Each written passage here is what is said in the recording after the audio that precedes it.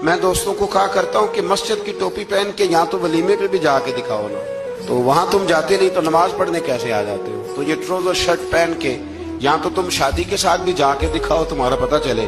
तो अगर तुम शादी की तकरीब में ट्राउजर शर्ट के साथ इन कपड़ों के साथ नहीं जाते तो फिर तुम नमाज पढ़ने कैसे आ जाते हो? लोगों की महफिल में जाना पसंद नहीं करते तो अल्लाह की बारगाह में कैसे पसंद कर रहे? गर्मियां शदीद आएंगी तो बहुत सारे नौजवान शार्ट निकरे पहन के वो घूमेंगे, उन्हें डरना चाहिए अल्लाह ताला से।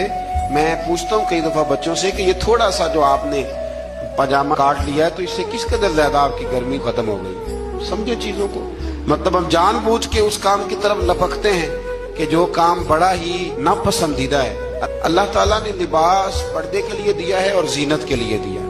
तो अगर कोई लिबास इस तरह का पहनने जिससे पर्दा ही ना हो रहा हो, फिर इसका मतलब है वो लिबास के मकसद को नहीं समझा।